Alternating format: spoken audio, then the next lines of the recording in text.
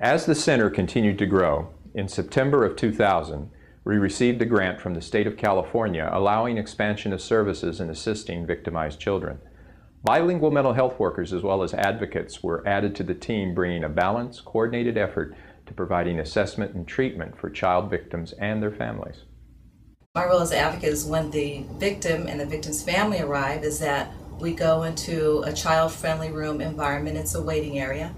And then I kind of support the family and describe the process of the interview and who the team members are. I then stay in there with the parent and answer any questions that they may have about the whole process. So I'm really more of a support person for the family members. I go over the process of the therapy sessions that the victim's compensation covers for the family, the immediate family, and the primary victim. When a child arrives on the day of an interview, they are provided refreshments and greeted by a warm, friendly atmosphere, filled with beautiful wall murals and stuffed animals almost everywhere. Before the child arrives, the team of specialists meets to discuss the case and plan for the interview. The pre-interview conference that we have at the center is our first opportunity as a team to get together and learn of the dynamics of the case. And it gives the entire team the opportunity to help advise and come up with strategies for the interviewer. The child is met by the team in the center's main offices, spending time allowing everyone to become comfortable with the surroundings and each other. After a little while, Project Director Michael Grogan leads the parents on a tour of the facility. This allows them to see the room where the interview will take place and have the process explained to them in detail. While the parents are away, this time also allows the child and the interviewer to develop a rapport, ensuring a more successful interview. So before the interview, I go to the room where the child and the parent are waiting, and I take my time to connect with the child, to introduce myself. Sometimes we color, sometimes we read books. So I think it's really important that I put them at ease somewhat and relax them so that they're able to willingly go to the room with me and also willing to talk about something that may be difficult to talk about. There are lots of different emotions that the child may have to cope with during the interview. Anxiety, feeling nervous and anxious about talking about memories, a sense of loss. They may not have contact with this perpetrator because of their disclosure. And that will bring up some sadness, but also maybe some relief. A short time later, the interviewer takes the child to the interview room. At this point, the rest of the team is assembled and ready in the recording room. The parents are back in the office with the victim advocate, and the interview begins.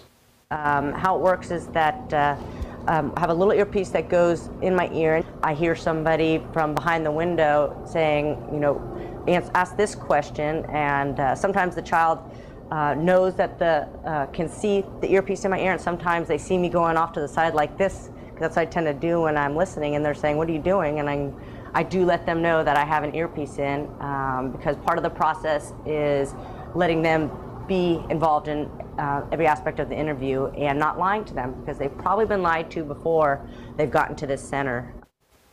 Well, I can.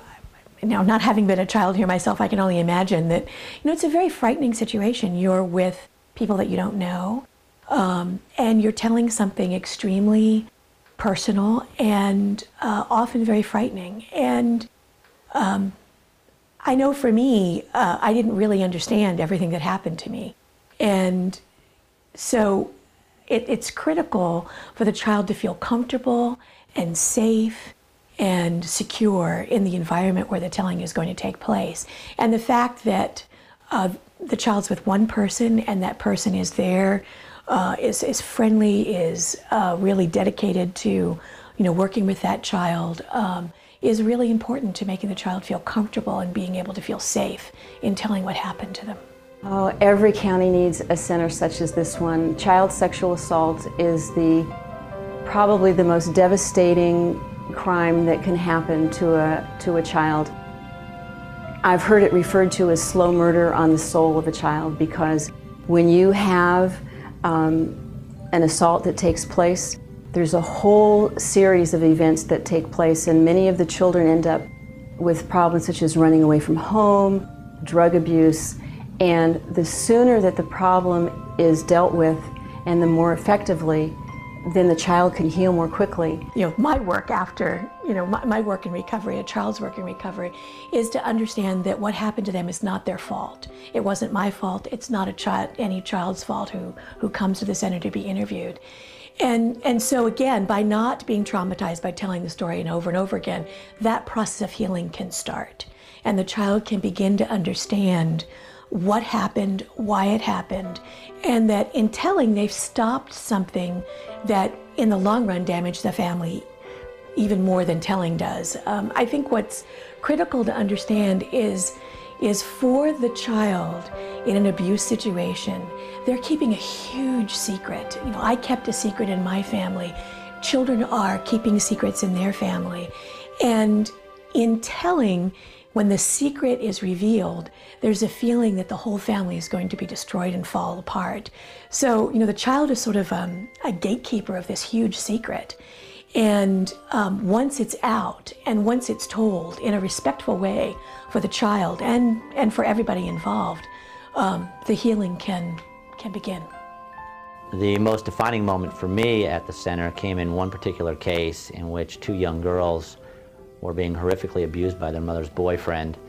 The mother at the time chose to support her breadwinner as opposed to her own two children. And frankly, were it not for the use of the center, we would not have been able to successfully prosecute that case or even learn of the abuse. With the use of the center, we were able to obtain the information and capture the emotion of the disclosure of these two girls, at the time 4 and 5 years old, and use that to successfully prosecute the case, and more importantly, in my opinion, likely save the lives of those two young girls. We have participated in anywhere between 250 and 400 community projects, big, small, but this was the best that we did because of who the clientele were, the young children of Marin County. To date, we have interviewed 380 children since our opening in April of 2000.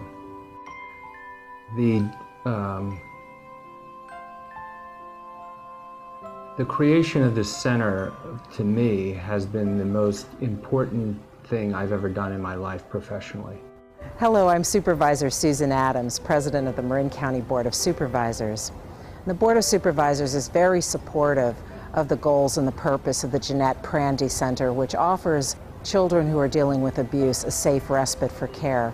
It's unfortunate that we have to have a program like this, but the world-class staff and facility provide a service that's essential for the children of our community. You have had an opportunity to tour the Jeanette Prandi Children's Center and to hear the vision for this center explained by those who transformed that dream into a reality. We owe them our debt of gratitude and our thanks. My duty and promise to you is to preserve their legacy. I pledge to not let that dream fade. Our children and grandchildren are precious. A child is so trusting, you look into their eyes and you can see and feel that trust. I intend to protect that trust. This center will serve to protect that trust and truly does provide a safe haven for children.